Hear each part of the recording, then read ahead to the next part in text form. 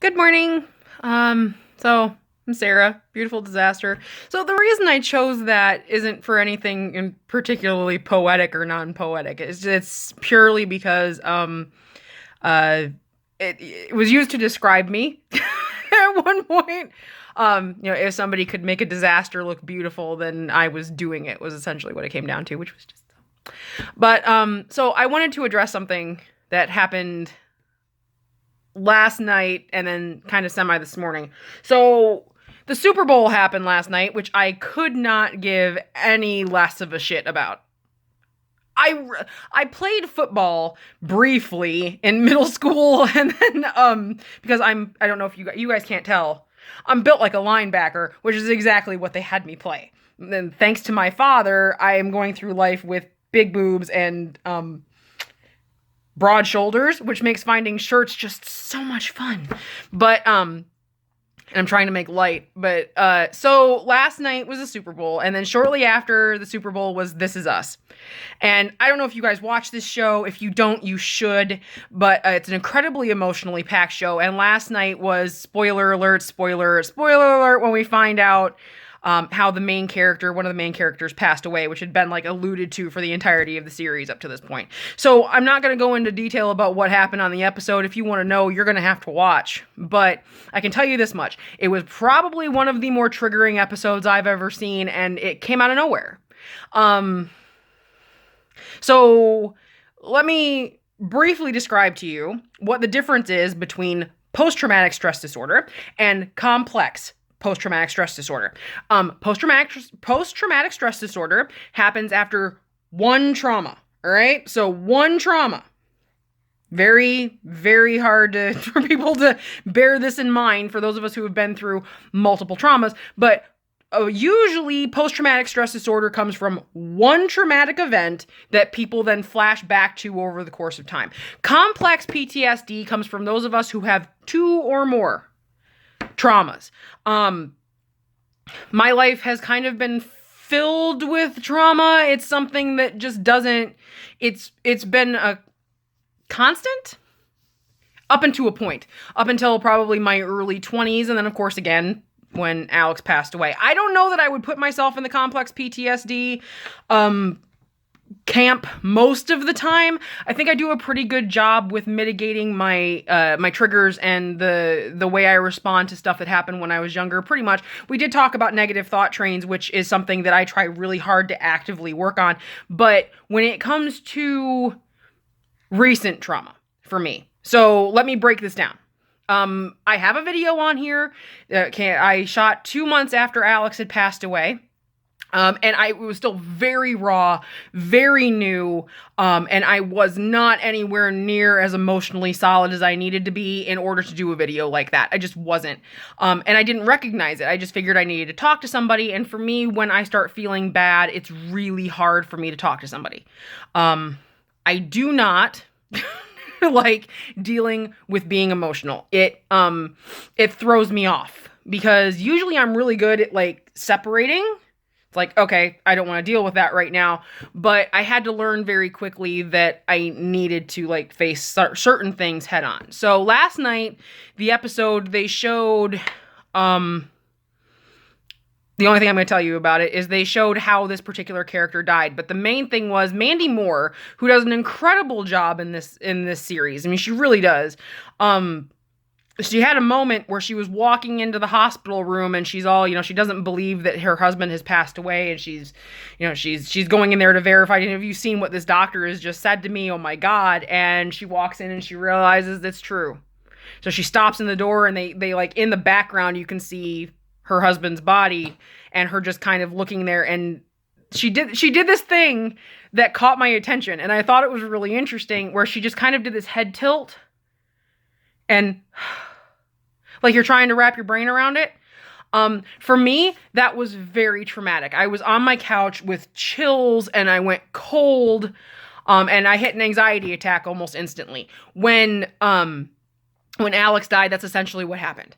I didn't believe it. I did not believe it. I think somewhere in the back of my head I did, but I was at home. They told me he was okay. I told him I was going to go home and get some rest. and he was going to get some rest. And I told him that I loved him. Well, no, actually, the first thing I told him was, don't you dare die on me. And he said he wouldn't. He's like, no, I'm not going to. I'm fine. I'm not going to. And I'm like, okay. So I like ran my fingers through his hair really fast, and I kissed his cheek because he had the big BiPAP machine on. And I told him I loved him. He told me he loved me too. And I walked out of the hospital. The moment that I think stuck out for me was that moment where she walks in.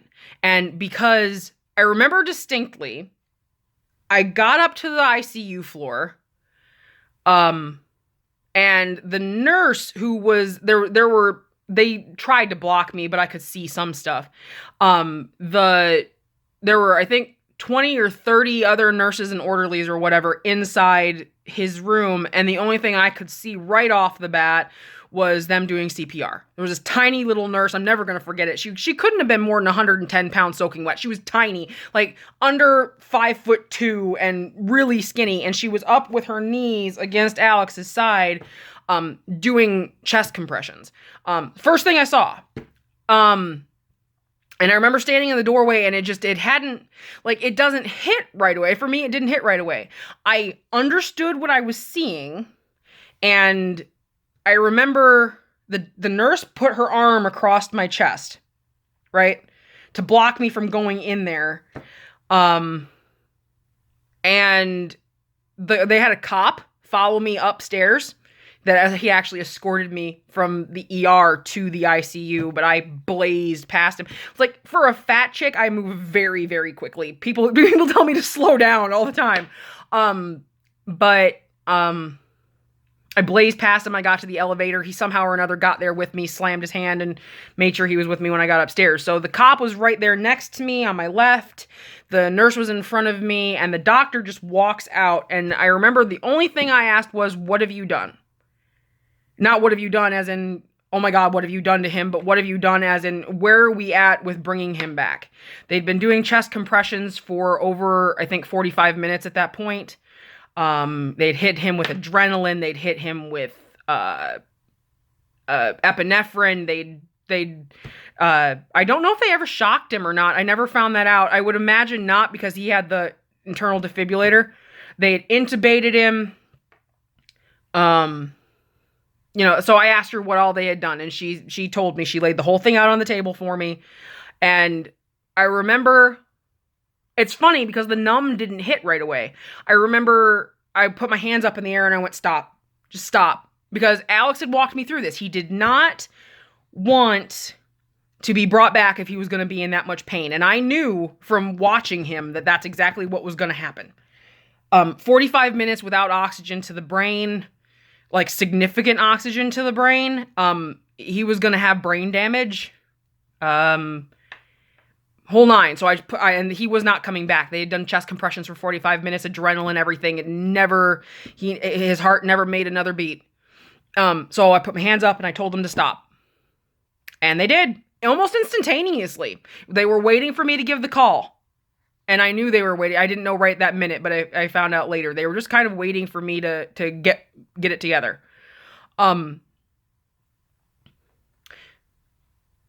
The first couple of months after he died, I couldn't close my eyes without seeing the way he looked when I finally got to him. And I could hear, the only thing I could hear for the first couple, every time I would shut my eyes and like try to get my brain to shut down, I'd see his face and I would hear my own screams in my own head. For months. I mean, like everybody's like, oh, you're doing so well. And it's like, if you could see how often I'm curling up in the corner with my hands over my ears, just begging myself to stop it. It was intense. It was incredibly intense. But there was that moment where I walked into his room and they had intubated him. And so he was breathing. They were breathing for him.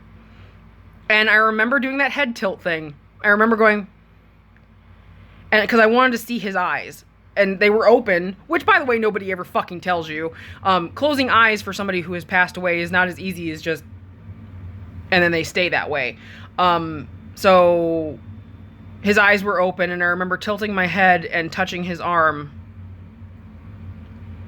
And he was already getting cold-ish. And he was his eyes were that different color, that milky, that you see sometimes in good scary movies. Pupils are all blown.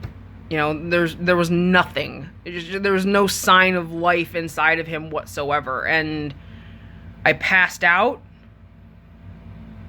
I screamed first. I remember the screaming started. I said his name again. He didn't respond, obviously, didn't respond. And I remember I started screaming. And then I passed out, cold, 10 minutes. And I was sitting in a chair when I came back to, and I was holding his hand. And I was still screaming when I came back. And that's all I heard in my head for almost the entire first, not just months, I think the entire first year. Because I felt, it wasn't until I started realizing that it wasn't my fault that it stopped. I think there's a naturally occurring thing in all of us to blame ourselves when something like that happens. I imagine that's going to be coming up in this next episode for This Is Us, but I felt like it was like last night, that episode was like watching a mirror. I remember asking somebody to help me, and there's this moment, and they were talking about it when we were talking about it on the forums last night too, that they have you sit down. So they had me sit down. They took me outside. They told me I could stay with him as long as I wanted to, but Alex had instructed me that I was not, under any circumstance, to stay with his body for very long. He wasn't in there. He goes, don't kiss on me, don't hug on me, don't touch me. I'm not in there. If I'm dead, I'm dead. Just walk out. And that's when the numb hit. Right before I walked out of that room, I was with him for 15 minutes. Which I'm sure, looking back on it, feels like cold for me, but it wasn't. I was following orders. It was the only thing I knew how to do at that moment. I was following orders. But they showed this moment with Mandy Moore where she's signing the paperwork, getting his personal effects, and then walking down that hallway and getting in the car. Which is exactly how it went. I walked out of that room, and I remember I wasn't crying anymore. I wasn't shaking anymore. I wasn't thinking anymore. I was just kind of existing in that moment. And they brought a chaplain out, which I thought was funny because I got very upset when they brought him out. Alex was an atheist. I'm pagan, and I'm a pagan high priestess at the top. So I very politely, for me, told him that I did not need his services because obviously God was not there. I was pissed. I don't believe in God as a construct anyway, but I was just very angry, and I think I lashed out at him when I saw him. But he was really cool about it. He stayed there with me. He's like, sometimes people need some support, and even if you don't believe, because I didn't have anybody with me. They asked me if I had anybody who could come and get me, and of course I didn't. So they handed me a binder with a whole bunch of different things that you need to do after a spouse passes away, resources, things like that. And then the cop noticed, apparently, that I was getting ready to go to the upstairs part of the hospital. I had decided to throw myself off the top of the building, but that thankfully didn't pan out. So the cop escorted me down to my car in the parking garage, and I drove home. But that walk was probably one of the hardest ones I've ever done. There's something about walking into a building as a unit and walking out as a single that I don't think too many people understand until it actually happens. I could have been surrounded by tons of people at that moment, and I still would have been completely alone. But she did it so well. There's that staring off into space, sign the paperwork, grab the stuff, and walk. It's like, and I remember thinking I needed to get home. I needed to get home, and I needed to be surrounded by things that were going to be helpful. But the thing for me was last night, it triggered hard. Like, up until I think May or June of last year, I had the phone call, the voicemail on my phone, where I could hear him code in the background. Because they called me to let me know that he was coding. And in the background, I could hear code blue, and then they were close enough to his room that I actually heard the flatline. And I had that on my phone, and to torture myself, I would listen to it, especially when I felt like I needed to be tortured for some reason. But I will say this here and now, that episode was beautiful. It was absolutely beautiful, and the trigger was worth it. The anxiety attack was worth it. I actually wound up at like 2:30 this morning, curled up in my room, holding on to my headboard for dear life, telling myself it was okay and it wasn't happening right now. It's just that it's like I flashed really hard. But I got myself back out of it and I'm okay, but it was worth it. That episode was worth it because of it takes you to a really dark spot. It takes you to these very human moments, these very ordinary human moments. And for those of us who are younger and aren't technically supposed to go through these things yet, it's, I think, all the more important that we understand what we're in for.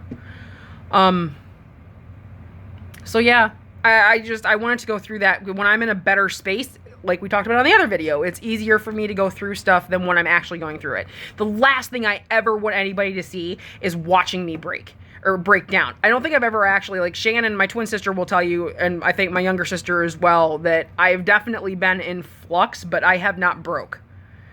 Alex made sure that I wouldn't, and I don't think my own personal makeup would let me, to be completely honest with you. So, I am here and I am working through this still today, but I don't feel anywhere near as bad, and it's not like I'm trying to practice my mindfulness today. So it's like I can see it in front of me and I'm trying to remind myself it's not happening right now. It's not something that I'm actively in, and I'm in a happier spot in my life now than I was even 6 months ago. You know, it's like it progressively gets better, but yeah, I mean, it's worth the watch. It's worth the do. And for those of us who have experienced trauma, maybe we respond to these kinds of things a little bit different. But yeah, it's a complicated thing. It's a complicated, beautiful disaster. So, I'm going to go ahead and let you guys go, but have a good rest of your day. And if you by chance are experiencing triggers or anxiety or panic, if you're experiencing suicidal thoughts, if you're experiencing anything personally destructive, please take care of yourselves and reach out for help. I know it's cliche.